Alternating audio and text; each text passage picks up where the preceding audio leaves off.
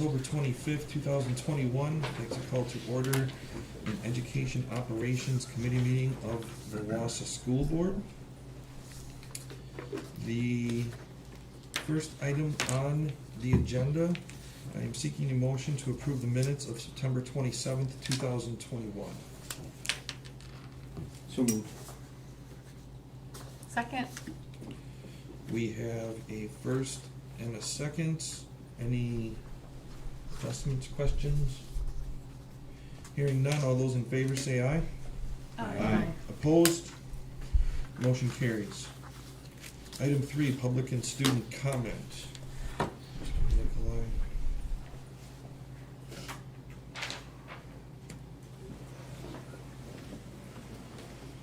Thank you, sir.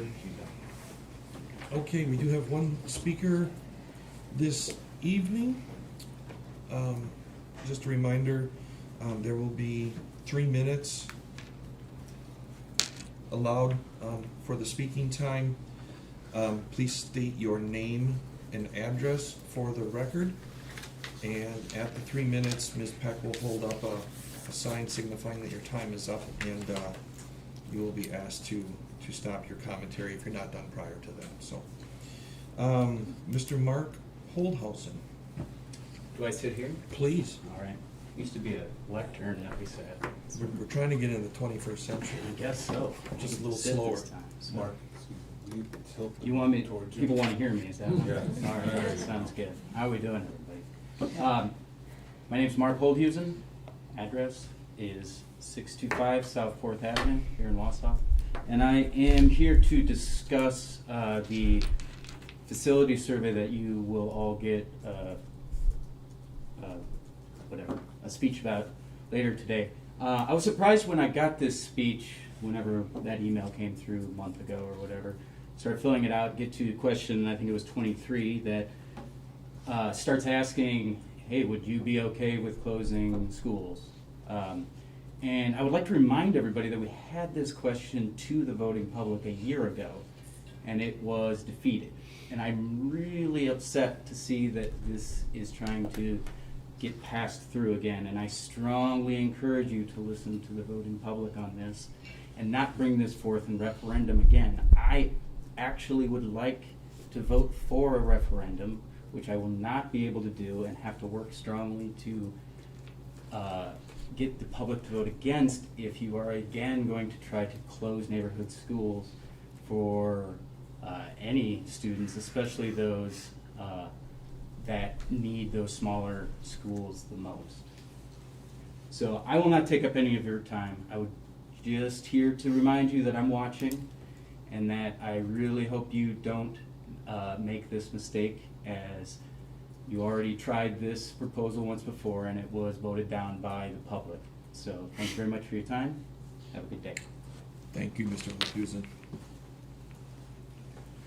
Okay, moving on to item 4, 2021-2022 Student Demographic Report. Mr. Uding.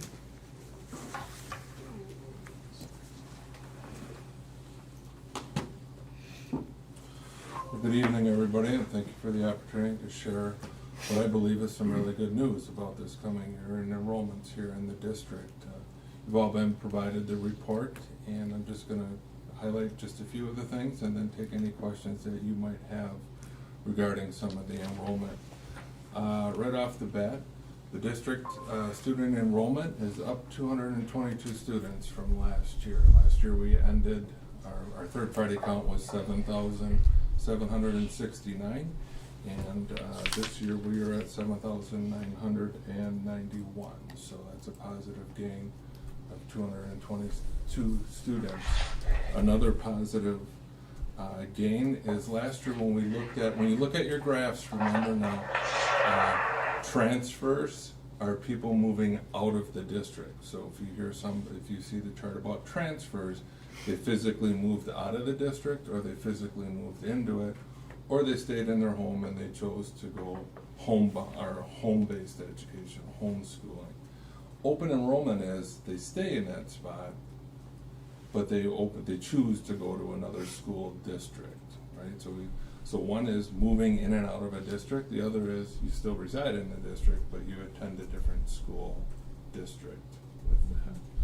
So when we look at just the movement, this year you will see that 597 students moved into our district. And if you remember last year, it was just over 600 that moved out. So we flipped that this coming year. We have more students moving in than we do moving out.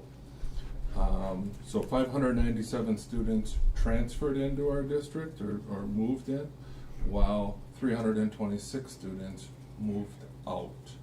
Last year it was like 320 something, right around there, that moved in. So if you look at one of the later graphs, the trend analysis, you'll see that that flip-flopped from last year. So that resulted in a net positive for the district of about 271 students. So that's a real positive. And it's a one-year shot in the trend line, but it's a nice gain for us. As I alluded to, if you looked at open enrollment, probably the best news in that is our new applications. So there are people that have filed years ago and continue to stay on that open enrollment and attend a different district.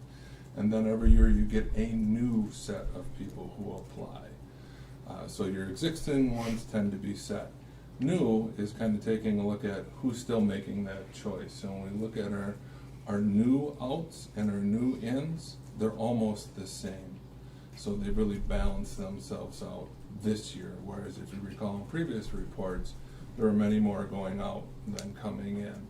We still have overall 499 students open enrolled out of the district, and open enrolled out, and coming in is 295 coming in. So still a little bit of an imbalance, but this year they've come closer than they have been in the past, which is a good news. So that 1 year open enrollment trend has leveled a little bit. We have more people moving into the district, and our overall enrollment is up, as you would expect. Everything else about the district and its demographic reports, from free and reduced rates to the rich diversity that exists in our district, those are all pretty much remain the same from last year. We have about 54% of our overall student population qualifies for a free or reduced lunch here in the district, and that was 53% last year. So pretty much the same with that. So those are some of the highlights. I'd be glad to answer any questions or see if there's anything else you wanted to discuss. John, I think we talk about this every year, but I mean, we understand why the number jumped last year, up to the 620 out, and it still sits at 499 right now, and only 295 coming in. Still on the wrong side of that curve. Yes. Do we have any better intel in terms of why we continue to be upside down with the outs versus in? I think that we're still in that same ballpark of where we were last year. People will tell you they're moving for a different job, or they're looking for something else. We don't have a specific answer as to why that is. I know there's a statewide trend that says more out than in as people move and move between different districts. I don't have a specific answer for you on as to why that is the way it is. It just seems strange when you go back to 13, 14, it was relatively equal, and now it's, And statewide, there is an increasing trend in outs versus ins, but we don't have a specific answer for you on why that exactly exists here. Some of that can be enrollment out to private schools. Certainly, we keep seeing the vouchers going up, so vouchers encourage people to leave public schools and go to private schools, so that's some of it. I think it's encouraging to see that the new enrollments in and out are basically even. You're not likely to recapture somebody that's been enrolling out for the last 6 years already. You're not going to recapture them most likely. okay. All right. Okay. Any other Do we- questions? Yeah, just one. Do we ever ask questions of the families about the open enrollment? Do we ever follow up with any kind of questioning procedure. You know, it could be because they're moving, it could be because they're homeschooling or anything like that. You know, to follow up in our counseling program, could we ask the question, is there a reason you're not going to join us this year? Just so that we have some data on that. So you're suggesting somewhat of an exit interview with Correct. families who are choosing open enrollment? I think, I'm not aware of that currently happening. They don't turn open enrollment paperwork into us, it's turned into the state, and we get it through the OPAL system, but we can certainly entertain that conversation, and bring it and see what we can find out. Some of that you know because you know where they go, so you know if they've moved from the area or gone to a certain school, but the interesting thing would be the why. So if they moved to a different, just moved to a different town, there's not That's- very much to ask. Exactly. But if they went Yes. to a local school, those would be the ones to question. Yes, we can take up the conversation around gathering some information from our ins and outs. It'd be interesting to know why they came. Right, right. All right, Okay, thank you, Mr. Udi. thank you. Next on the agenda, Milwaukee Public Schools resolution and possible action. Mr. Boucher has something he would like to present. And I just put together a comment so I stay on task here. I don't want to take up any more of our time than we have to, but this is something that is very important. It's important to, I know, many of us. Let me start by saying in April of this year, we passed a resolution for our area in support of the Hmong community, pushing for curricula that will incorporate history and literature of this rich culture. This was passed 9-0 in April. Having several nieces and nephew who are people of color, originating from India, Mexico, China, and Korea, I am always and always will be an advocate of this resolution because it's something very positive for our community and to understand history of our different cultures. As we need to get better at implementing Act 31 into our curriculum, being a person with Native American heritage, Menominee Nation, I believe we need to get better at knowing our cultures living in our community. This past June, I was approached by Dr. Adrian Chan, a professor emeritus, counseling psychology professor at the University of Wisconsin-Milwaukee, and Dr. Luis Antonio Baez, Tony, as I know him, ex-MPS board member and ex-WASB director representing Milwaukee School District, approached me due to my heritage and being a member here of the Wausau School Board and being a director of WASB in Region 5 in central Wisconsin. They had known about our board passing our Hmong community resolution and asked if we could support the MPS resolution when put in front of the Policy and Resolutions Committee at the WASB conference in January. I told them that I would have to put this in front of our school board for discussion. That's not something I can do myself. I can't do that as a personal one-on-one. I told them that I would have to put this in front of you, also knowing that I personally am supportive of this resolution, the AAPI, Asian Americans Pacific Islanders Resolution. I need to remind you that an individual cannot put a resolution in front of the Policy Resolutions Committee. It, as Jane knows, and being a part of that, it has to come from a district. And in this case, the district is the Milwaukee Public Schools, and they are looking for our school board support, as well as other school board support around the state, especially in districts where there's a large percentage of students of color, and that's why they approached us. So with that little scenario there and getting everything wrapped around that, President McKee, if you feel we should make a motion of support, then I would so move this as a motion of support for the MPS AAPI resolution and look for a second and then open for discussion. I would like to second that. Okay. We have a first and a second, so questions? Is this something that Milwaukee has already passed?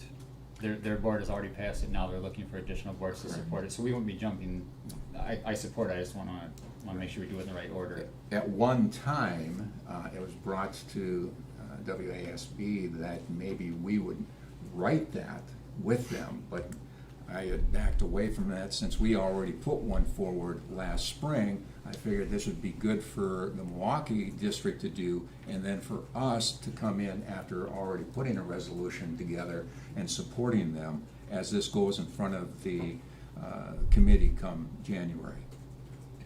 So what is the formality? If this does pass, what happens? How do we endorse them or sign on to it? Is there a specific process? Do we have to file anything?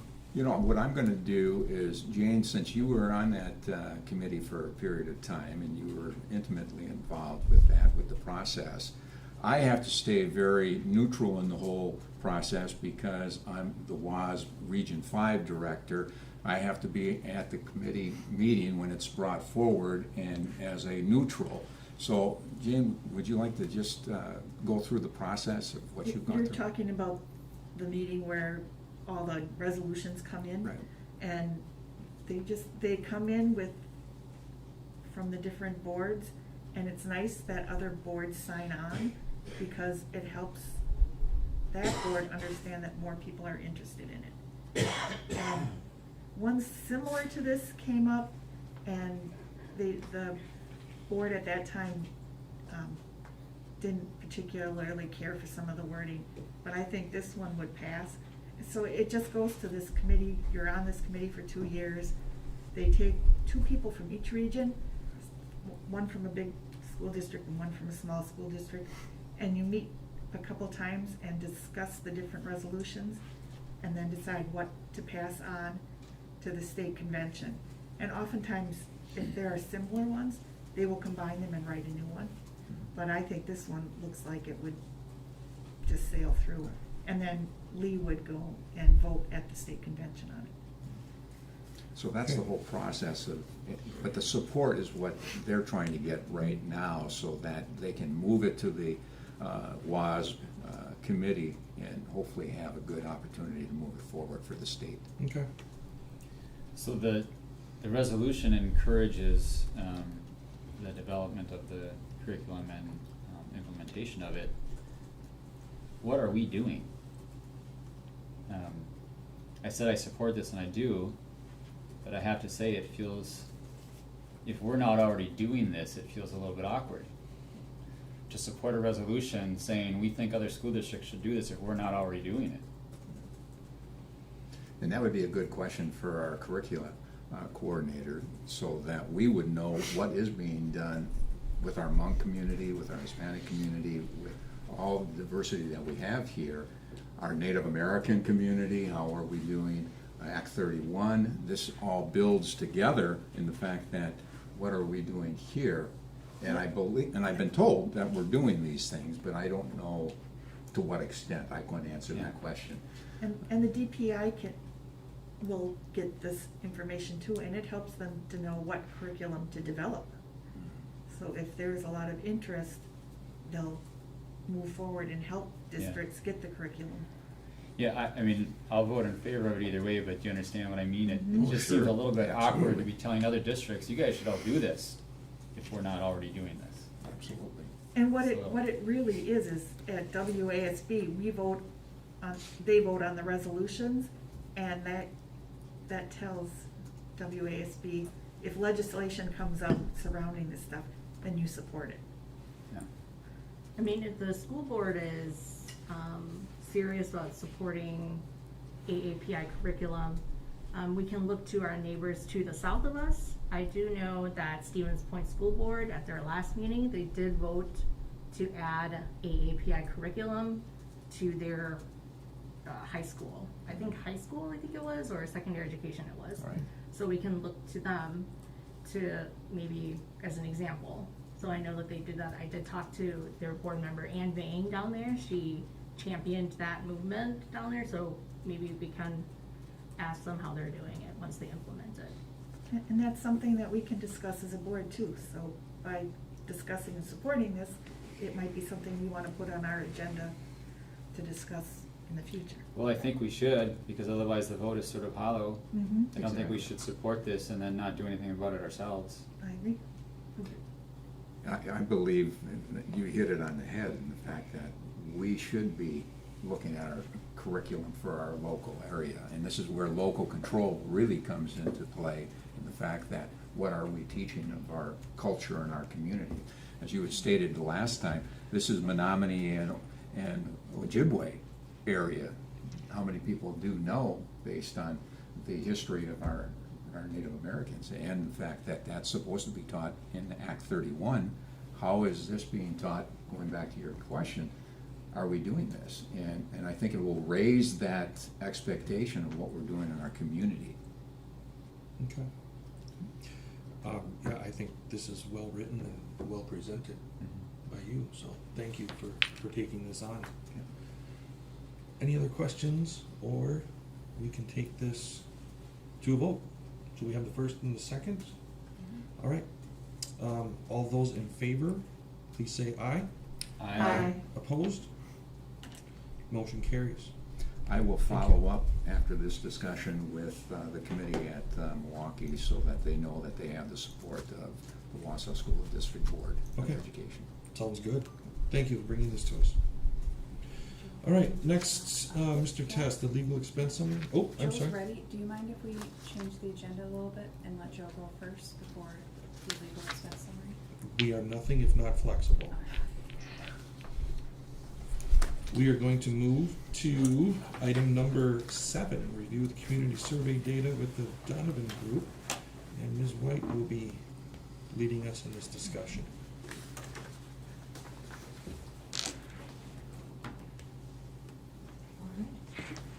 Well, good evening, board members. As promised, I'm here before you today with an update on our community engagement efforts. There are really 2 components, but the first would be those survey results. That's facility survey that closed on October 15th. So I'm joined now by Joe Donovan with the Donovan Group. He's going to go through those results for you. Joe, can you hear me okay? Oh, I heard you up until you asked if I could hear you, Diana. All right, so if you can hear me, I'll let you take it away with the presentation. There we go. Thank you. And Diana, thank you for that. And thank you, everyone, for the opportunity to be with you this evening. And I appreciate your flexibility with my schedule. I'm speaking to you tonight from the Sun Prairie School District, where I had a previous engagement. And so thank you for allowing me to be here with you tonight. And so as we do this, Diana will share some slides, and I am going to follow from afar as we do this. Again, to review the results of a recently conducted survey that we did in your community. And as Diana brings up those slides, I'd just like to begin with some thanks. Thank you, of course, for the opportunity to work with you, and also thank you for the great work of your administrators, Diana, for doing this. We do this work across the country and increasingly around across the state, increasingly around the country, and this is heavy lifting for the district staff, and so I just want to make note of that. So with that, as Diana mentioned, I'm going to review the results of the survey. Diana, if you could go to the next slide, please. And I'm very quick to note, board members, that I'm going to review some data with you. This data was received through a convenient sample. And what that means is that we reach out in a number of ways and ask people to participate. However, it's not a scientific poll. Very few school districts are able to do scientific polls for this type of work. And so I might encourage you to consider this data as conversations that you may have with about 2,500 people in your community. That said, we've been doing this work for more than 15 years, and I'm happy to share, again, some analysis with you. So with that, Diana, if you could go to the next slide, please. As mentioned, the survey opened on September 27th of this year. Survey respondents were offered the identical survey, but in 3 languages: English, Spanish, and Hmong. As we know, the purpose of the survey was to gather feedback from community members, staff, parents, school-age children, and other community members to learn about people's perceptions of the district's facility needs. As noted, a total of 7,543 respondents completed the survey. Board members, in addition to reporting out to you all of the survey responses, I'd like you also to consider what we call a comparison group. It's a smaller group within that respondent group. The comparison group, which will be the second set of numbers that I speak to, is a group of non-parents, non-staff respondents. Again, these are people who don't work for the district and they don't currently have children in the district. The question you may ask is, well, why would you be presenting two sets of survey data? And the reason is this, that when we do surveys of anything that has to do with something that could end up, and I use the word could end up as a referendum question, we know that there often is a difference between the responses of people who are parents and employees and those who tend to be represented more in terms of the voting public. That is, again, people who may have a less strong relationship with the school district. Again, not parents, not staff.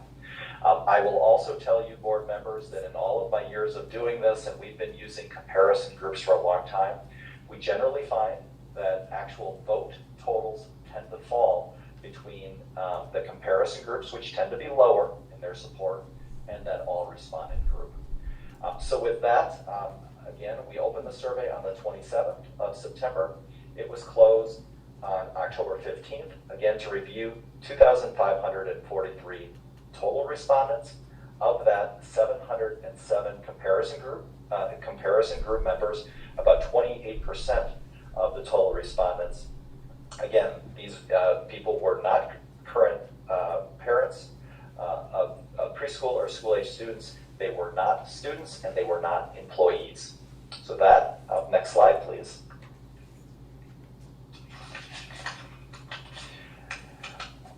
So among the questions we asked is the level of familiarity that respondents had. We asked this. We asked, how familiar are you with the school district's facility needs and the process the board is using to find solutions? Respondents included, I'm very well informed of the needs in the process. I have some familiarity with the needs and process, and I have no knowledge of the needs of the process. Approximately 86% of the all respondent group indicated that they were very well informed or had some familiarity, compared with 89% of the comparison group. So by and large, our respondent group included people who were very knowledgeable or had some knowledge of the district's facility needs. Next slide, please. So next, we asked a series of questions, Likert score questions, that included the responses strongly agree, disagree, or strongly disagree. And again, we included the all respondent group and the comparison group. You can see that on the slide. And as we go through this, board members, what we tend to do, and what I'm going to do here, is that we're going to combine the strongly agree and agree. So I'm going to speak to two numbers, one for the all respondent group that includes strongly agree, and one for strongly agree for the comparison group. The question continues, I believe the school district's facility needs must be addressed now. Keep in mind that respondents would have received some information on the survey about the district's facility needs. Of the all respondent group, about 80% indicated that they strongly agree versus approximately 64% of the comparison group. This is an important question, I'll just mention, because this tends to establish kind of the ceiling of support that community members would have for a referendum. And so again, at this point, we've explained the district's needs.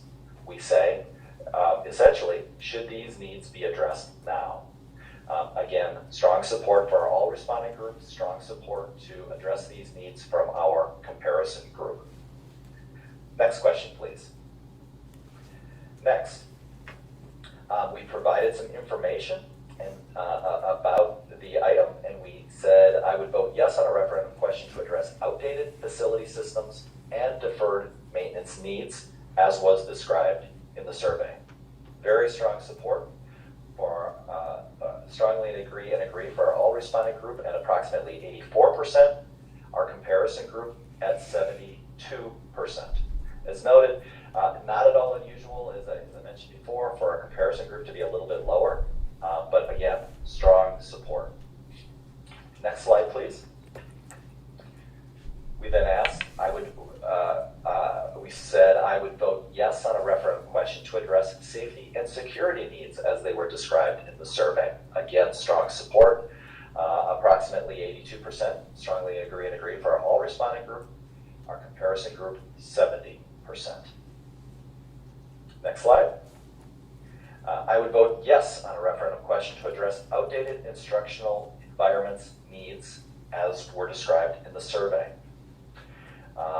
That we typically see this fall by a little bit, just as we saw here. This was 77.5% strongly agree for our all responding group, compared with 61.3% for our comparison group. Next slide, please. Then we said I would vote yes on a referendum question to address solutions for co-curricular and fine arts as described. Again, we tend to see this have less support, and in fact we did as well here. 66.8% support for strongly agree for our all responding group, compared with 50.1% for our comparison group. Next slide, please.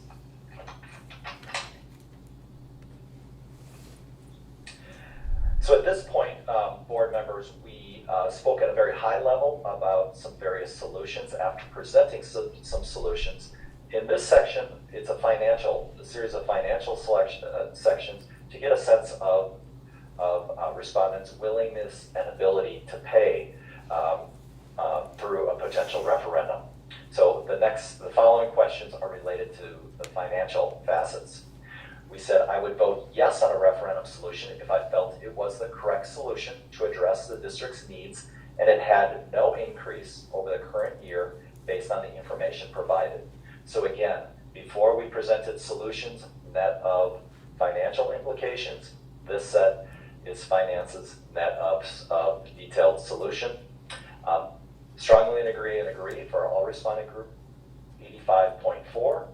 And for our comparison group, about 75.5%, strongly agree. Again, strong support. Next, please.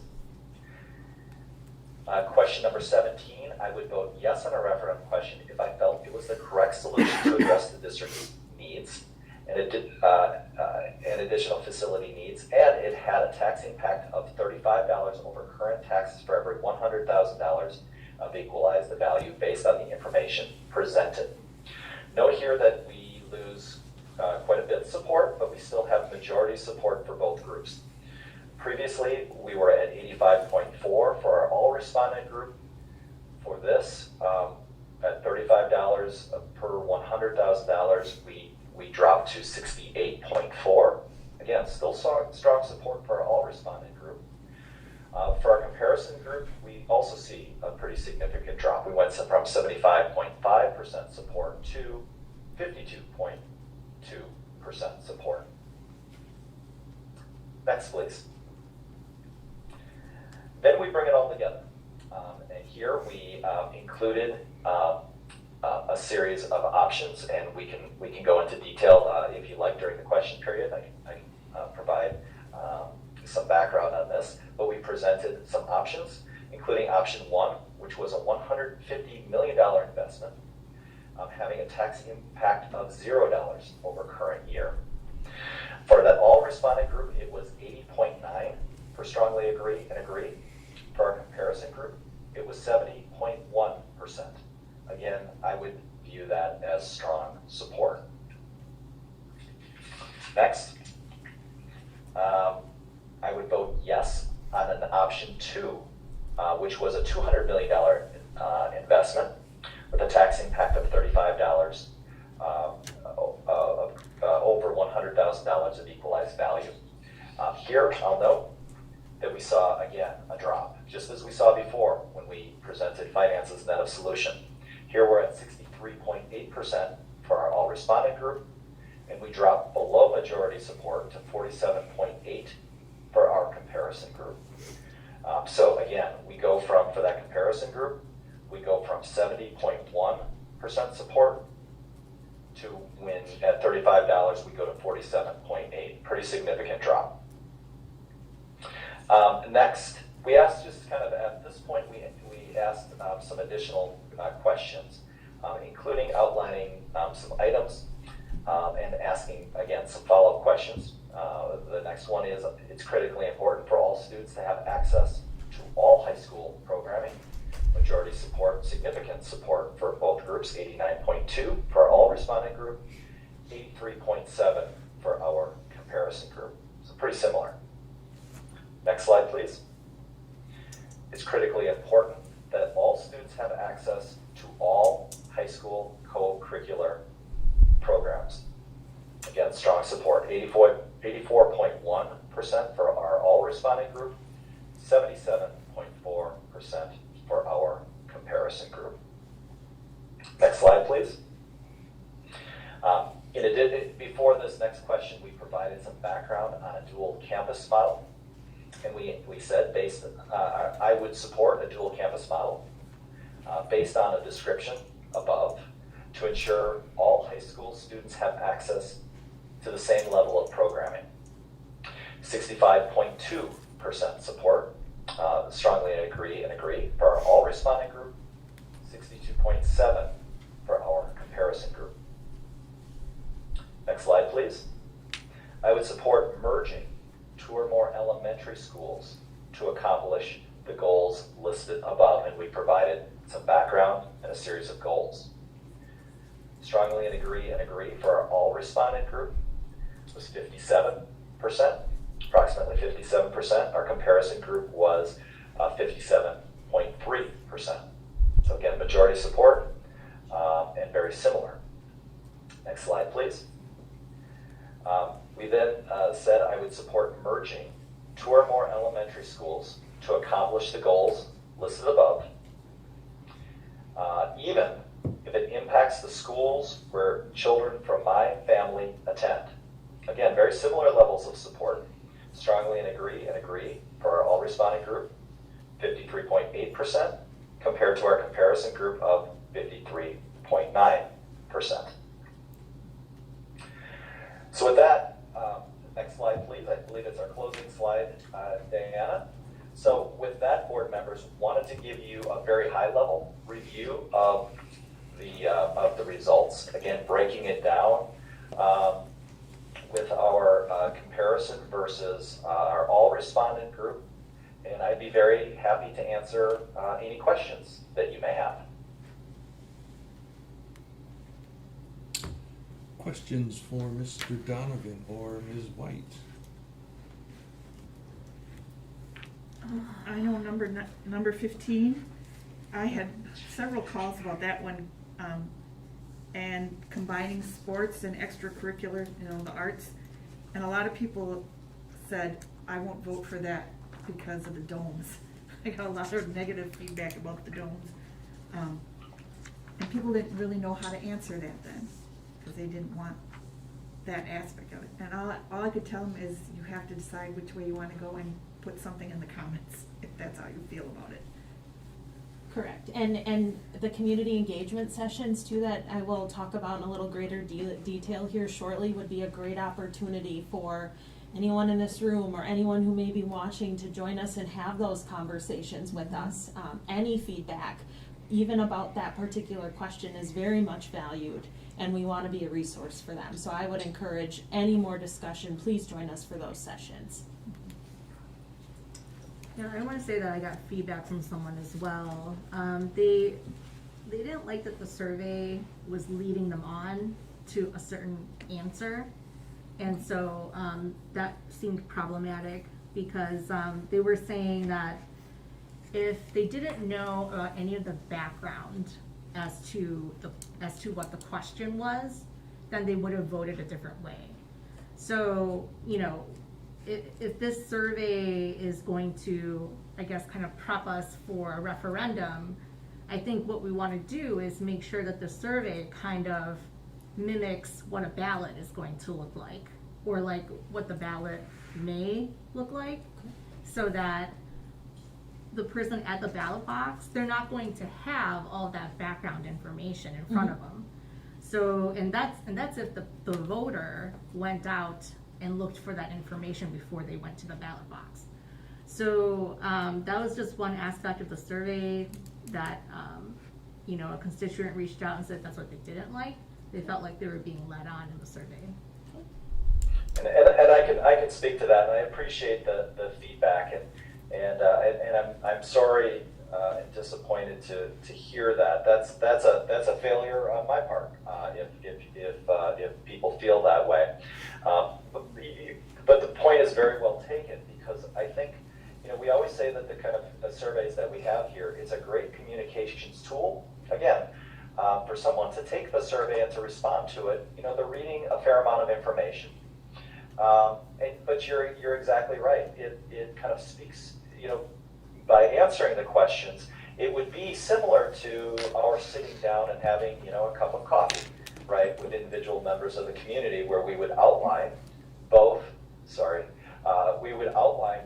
the needs of the district, the process the district has been using, as well as some possible solutions. So I think that you're exactly right, and if the district you know, was to move forward, you know, we've talked about having, again, a robust communications effort, like you've had before. But the point very well taken. I think on a related note, Kyle's point is good, and you can see in the questions too. The questions say to the person, if you think that this is the right solution, would you vote in favor? And so we've got 25% of the people saying they wouldn't even vote in favor of it, even if they think it's the right solution. So you can't do anything about the 25% that are no matter what. But then you have to also add in the people like Ka described that get to the voting booth and they don't know either way. And so I would think most of them would vote no if they haven't become informed. So I think we have to take this percentages we see here and tame our expectations a little bit, but it's still valuable information. We just know that we gotta maybe tone it down a little bit, because not everybody in their voting is going to even know what they're voting for. I got some feedback about question 22, about the dual campus model. I think question 23 is pretty clear, describing merging elementary schools. But 22, a dual campus model, from what I understood from some feedback that I received, was sometimes interpreted as joining sports teams, and only that. And others interpreted it as, because the preceding questions were about providing extracurriculars that were, you know, equitable. And others interpreted the question as joining one high school campus. This is where freshmen and sophomores would be. This is where juniors and seniors would be. And I think there's vastly different opinions depending on how that's defined. So I would imagine that's all going to play out in the engagement sessions, and getting feedback from that one way or the other. But just so you know that I kind of got some very different opinions based on what that definition of dual campus model looked like, and it was pretty unclear to some people. So I don't know if you had something in particular in mind in that definition in asking the question. No, thank you for that. And if I could elaborate just a little bit. So the purpose of including the dual campus model idea and then the merging 2 or more elementary schools would be just to see if there's interest out there, realizing there's not a lot of details yet, right? Sure. And those little details are going to come out of some very robust conversations we'll have, even beyond the community engagement sessions, if that's a route the district wants to take. So this is really just kind of the beginning process, but certainly anyone, even the dual campus idea, the idea of merging schools, the community engagement sessions are a great opportunity to start to have those conversations beyond the survey as well. But that's great, thank you for sharing that. If we get to the point that we're actually discussing referendums, though, I think we need to be careful about that dual campus question. Unless the referendum is needed to create the dual campus, we need to make sure we draw a line and don't lump those two together, because we've had trouble with that before. We had a referendum where people thought that the way they voted was going to determine whether students would be moved to a different school, and it actually didn't. But the reason they thought so was because when we're doing this community engagement, it's hard not to take advantage of it and ask the question in the survey and ask the question in the meeting, because you got all these people there, so we might as well get this question in, but now they're tying it to the referendum. So if we're not, if a dual campus won't require new construction, for example, then the referendum has nothing to do with the dual campus. And I think, as tempting as it may be to get feedback on meetings that are primarily for the referendum, I really think we need to be careful with that, because you're going to tie the dual campus to the referendum. And even if we're clear after that it has nothing to do with it, if you had a bunch of meetings, by the time we get to those last couple referendum meetings, it's already in people's head that they're voting on whether to combine the schools, because we had that before. With Absolutely. The same goes for the elementaries as well. Now the elementaries, you probably couldn't combine two schools without the referendum, just so that probably, unless there's some other way to do it. Right, I'm saying that we need to have that decision made prior. I mean, we heard a speaker tonight, that's just one of, I'm sure, many. We have to figure out what the value of that potentially would be against what it's gonna cost. Because it always creates that no vote. Right. Yeah, I was very surprised for the combining elementaries that the people that don't work for the district or have kids in the district, that number wasn't higher. Because there's a financial savings to having bigger schools. And there's other advantages to having bigger schools too, but this community loves their neighborhood schools, and until they come to us asking for this, I mean, it's a Well, the no-go. community loves their neighborhood schools, and at the same time, they point to other school districts and say, why isn't your cost per child the same as that district? Yep. And then when you tell them that, well, if we were the same size schools as Everest, for example, we'd only have 9 elementary schools, then they say, oh.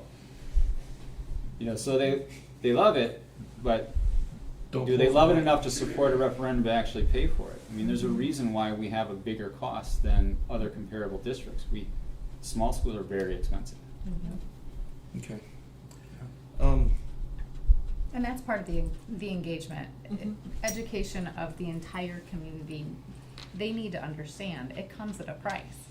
And that's less money than we can fund our teachers. That's less money that we can fund other curriculars. That's less money. I mean, you can only spend it one time, and I think people need to know, well, where do I want my money? Is it in brick and mortar neighborhood schools, or is it in people and people services? And so I think that's part of the education that needs to happen in the engagements.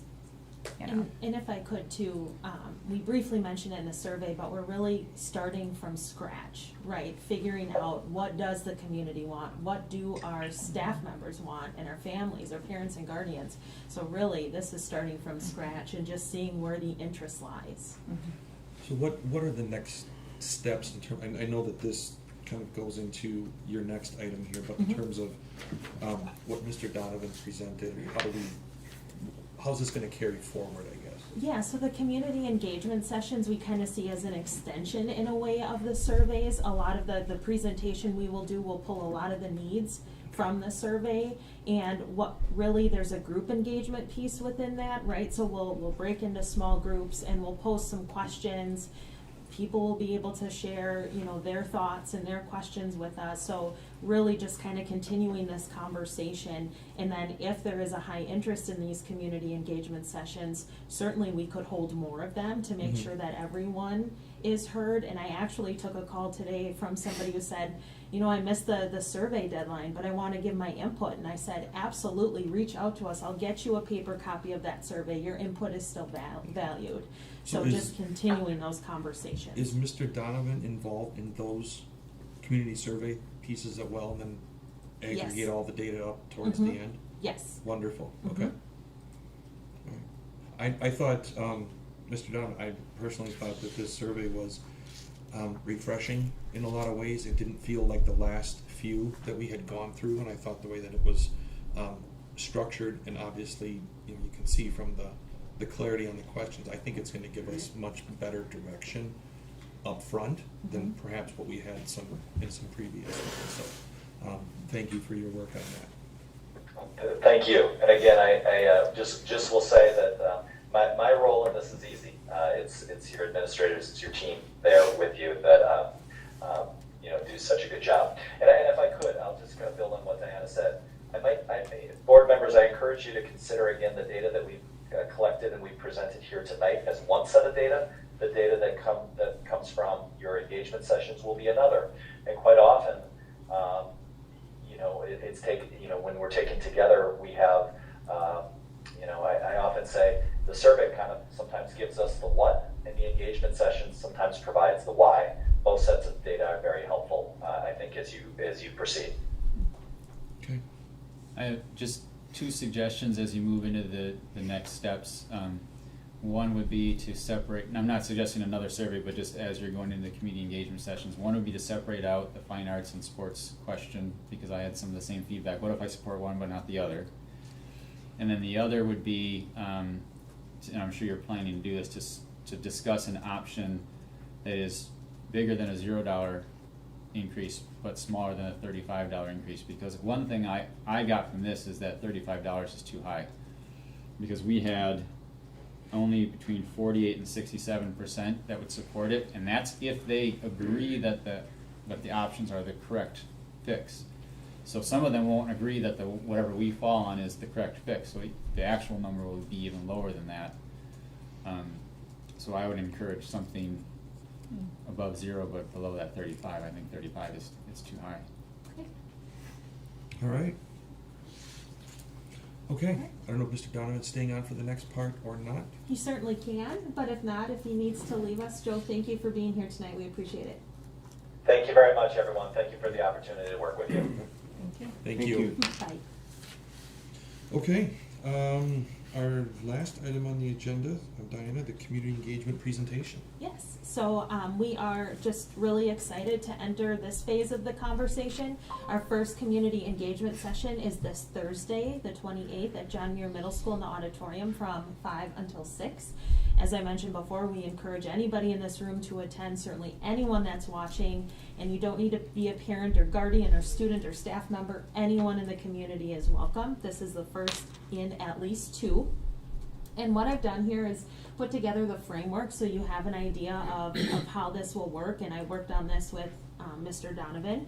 But there are a few key things that I want to point out. One being that we are going to have a facilitator for this session, and that facilitator will be Yang Yi Lor, a strategic coach and consultant. That will allow us to kind of take a back seat and listen to the conversation, and she will facilitate the session and answer any questions along the way.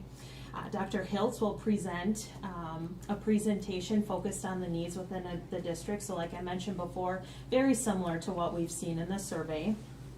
And then what we would do is have a question and answer session related to that presentation. So anyone who's there, maybe something's not clear, how can we help you understand that? And certainly we would reiterate that there will be that small group engagement as well to kind of broaden that discussion. So after that question and session answer, we will have everyone who attends break up into small groups. And really there will be 3 questions that we pose. But one thing that I want to point out is we're kind of taking an old school approach to this. So we're going to have some sheets of paper and some pencils.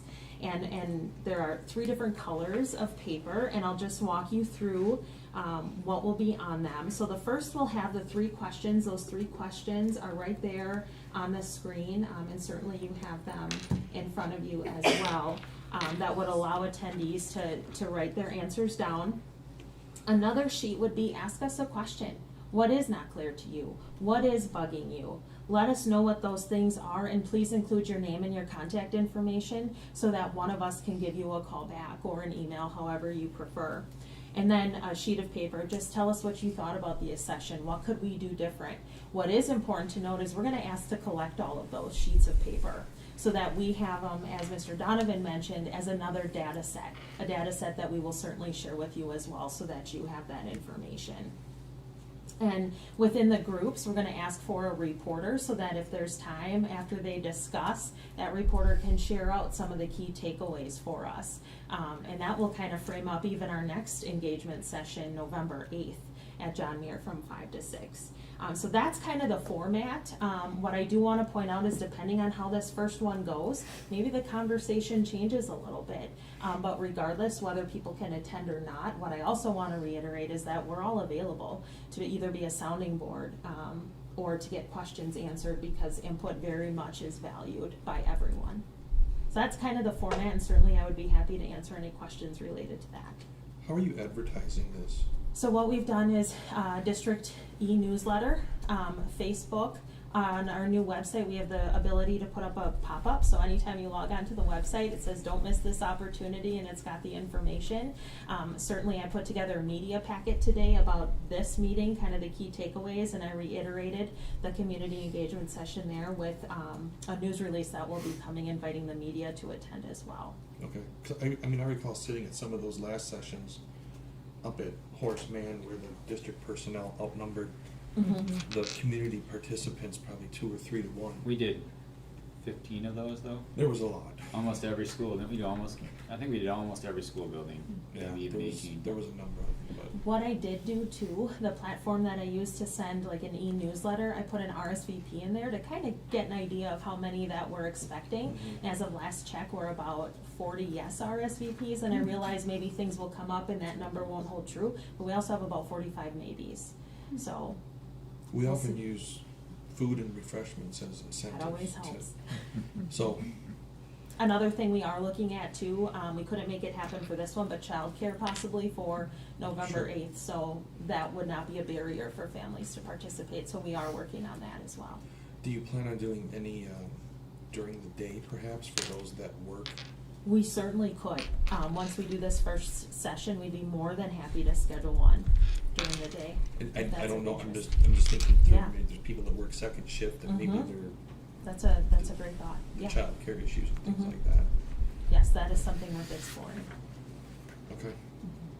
Will the November 8th one also be at John Muir? Yes. Okay. And that is actually right before a board meeting That's as right. well. Because I know with it being fall break, there's a lot of people that leave town Uh-huh. for fall break, and so I think that's gonna impact our numbers Mhm. for participation. And if during there that session. is demand too for more, we are more than happy to hold more of them Okay. as well. Exciting stuff. Very much so. This is good. Could I interrupt for a moment? I don't know if you can hear me. Yes. Yes. We can even see you. Oh, right. Excellent. So just kind of talking vision for these community sessions, we aren't going to have many administrators there. We hope as many board members can attend will. We have other obligations, but we really want this a board and community conversation. And so, board members, as you reach out to your circles, invite your folks. If obviously if people are watching, or principals and staff, if you have friends, invite them. But we can interact with our staff, through listening sessions, through surveys, through the principals, and we will do that. So these are really, we want this to be a very robust community conversation. So as people can invite people within their circles and get more people involved in the conversation, it'd be much appreciated. Okay. All right. Nothing else? We have to go back to the legal services. We do have to go back to legal services. All right, Mr. Tess.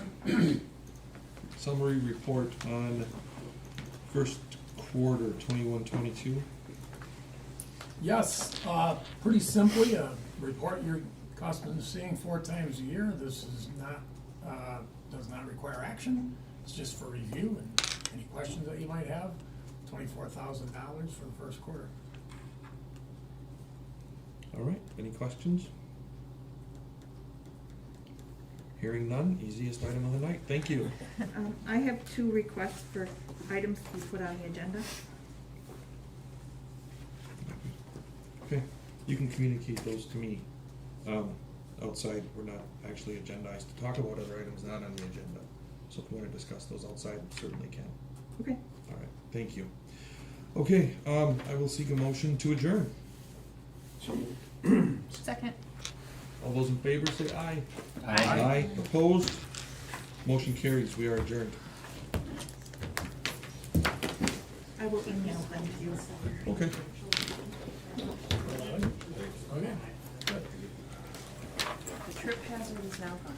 He really wants it back. Okay, and you need to please include Mr. Boucher on the email. Okay.